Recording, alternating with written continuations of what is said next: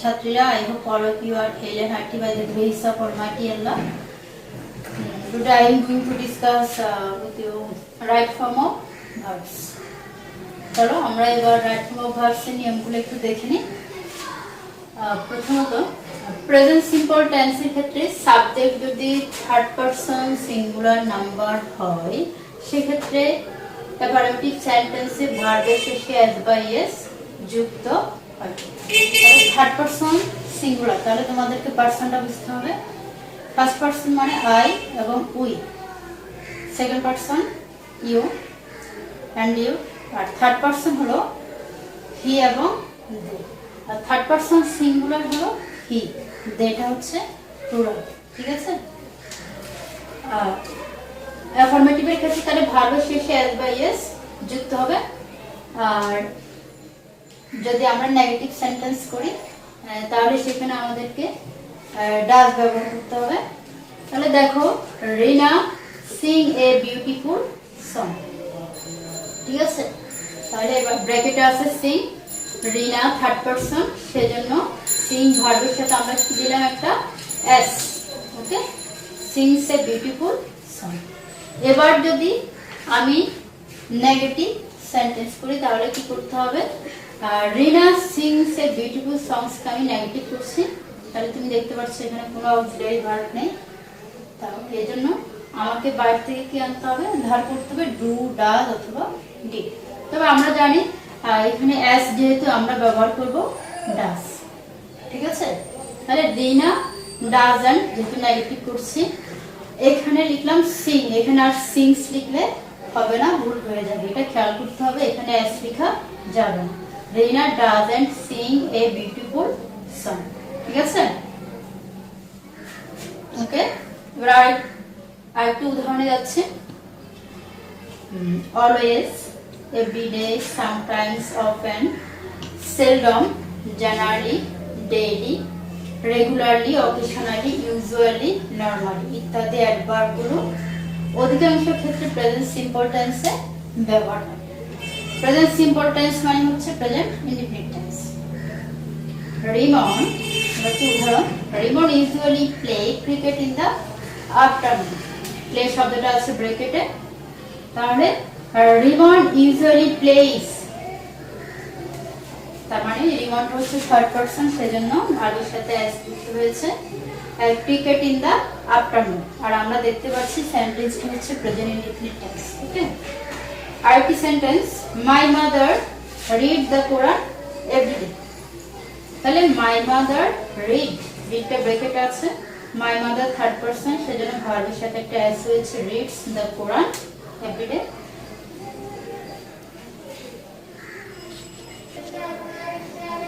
ছাত্রীরা, এবারে রুল হলো may, might, can, could, shall, should, would ইত্যাদি অক্সিলারি ভার্বের পরবর্তী মূল ভার্বটি সর্বদাই প্রেজেন্ট সিম্পল টেন্স হয়। তাহলে একটি एग्जांपल দেখো। প্রথমে, you should speak the truth. Should হচ্ছে অক্সিলারি ভার্ব, আর এখানে যে ভার্বটা আছে স্পিক, এটা হলো মূল ভার্ব। আমরা বলেছি অক্সিলারি পরে মূল ভার্বটি প্রেজেন্ট ফর্মে হবে। তাহলে ইউ শুড স্পিক, স্পিকই রয়ে গেল, স্পিক দ্য ট্রুথ। ঠিক আছে? এবার আরেকটা উদাহরণ, আই কুড ডু দ্য সাম। এখানে কুড হচ্ছে অক্সিলারি, ডুটা হচ্ছে মেইন ভার্ব, তাহলে আমাদের রাইট ফর্ম অফ ভার্ব হবে আই কুড, ডুটা ডুই থেকে যাবে।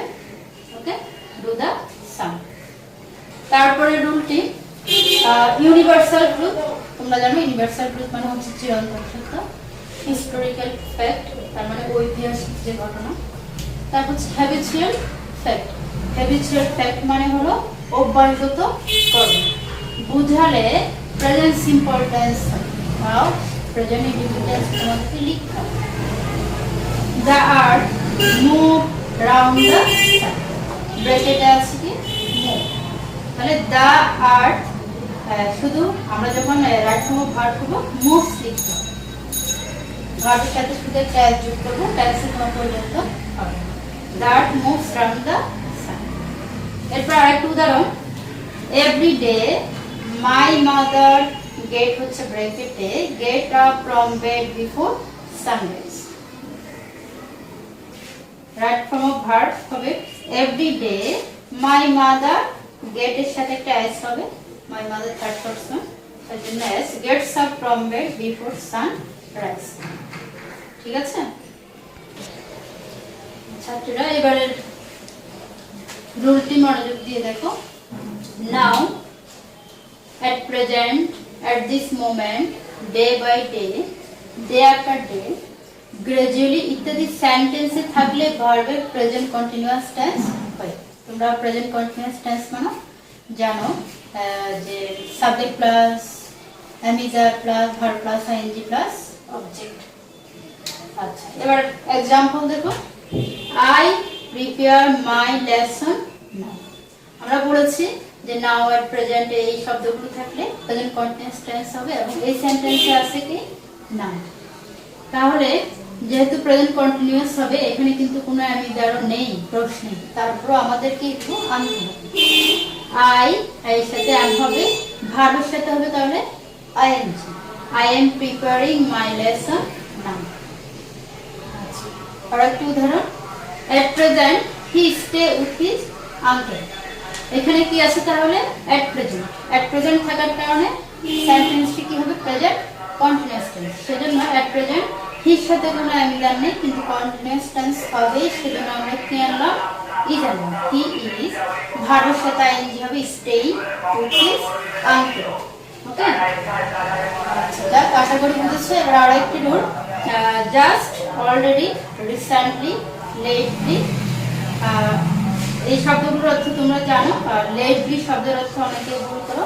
লেটলি অর্থ হলো তাও সম্প্রতি, রিসেন্টলি, লেটলি এগুলো হচ্ছে তোমার সিনোনিমস ওয়ার্ড। ইত্যাদি ওয়ার্ডগুলো সাধারণত প্রেজেন্ট পারফেক্ট টেন্সে ব্যবহৃত হয়। তোমরা প্রেজেন্ট পারফেক্ট টেন্স মানে জানো সাবজেক্ট প্লাস হ্যাভ অথবা হ্যাজ, ভার্বের পিপি প্লাস অবজেক্ট। এবার एग्जांपल দেখো। I just received your letter. আমরা বলেছি যদি সেন্টেন্সে জাস্ট থাকে তাহলে সেটি হবে প্রেজেন্ট পারফেক্ট। তাহলে I just received your letter, এবার আমি এটাকে প্রেজেন্ট পারফেক্ট করছি। I have just received your letter, মানে সাবজেক্টের পরে হ্যাভ আসলো, জাস্ট রয়ে গেল, ভার্বের পিপি ইউ লেটার। ঠিক আছে, আর একটা উদাহরণ। My cousin lately join A job. তাহলে আমরা বলেছি লেটলি শব্দটি থাকলে সেটা প্রেজেন্ট পারফেক্ট হবে। তাহলে my cousin has lately joined A job. ছাত্রীরা, এবার রুলটি একেবারে সহজ। সেটা হলো have, has, had auxiliary verb হিসেবে ব্যবহৃত হলে সেক্ষেত্রে মূল ভার্বটি পাস্ট পার্টিসিপল। ঠিক আছে, সেক্ষেত্রে মূল ভার্ব, এখানে মূল ভার্ব হবে, মূল ভার্ব পাস্ট পার্টিসিপল হবে। তাহলে আমি লিখেছি আই হ্যাভ। হ্যাভ এর পরে যে ভার্বটি থাকবে সেটার কি হবে বলেছি পাস্ট পার্টিসিপল। তাহলে আমরা লিখব কি আই হ্যাভ, ডু এর পাস্ট পার্টিসিপল হচ্ছে done, I have done the work. ঠিক আছে, এবার আরেকটি সেন্টেন্স দেখো। He has catch a fish. তাহলে হবে হি হ্যাজ, ক্যাচ এর পাস্ট পার্টিসিপল হচ্ছে caught, C A U G H T. He has caught a fish.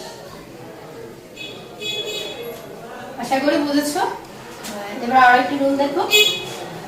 একটি ভয়েসে বি ভার্ব এর পরবর্তী ভার্বের সাথে আইএনজি যুক্ত হয়। উদাহরণগুলো দেখো, তাহলে নিয়মটি আরো ক্লিয়ার হয়ে যাবে। সেটা হলো হি ইজ, সাবজেক্টের পরে টু বি ভার্ব, ব্র্যাকেটে আছে কি রিড। হি ইজ রিড, ব্র্যাকেটে এ বুক।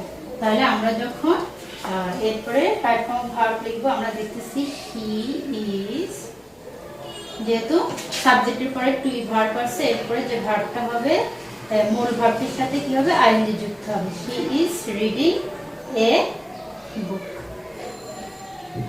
ক্লিয়ার? এবার আরেকটি উদাহরণ দেখো। দে আর প্লে ফুটবল। প্লেটা হচ্ছে ব্র্যাকেটে।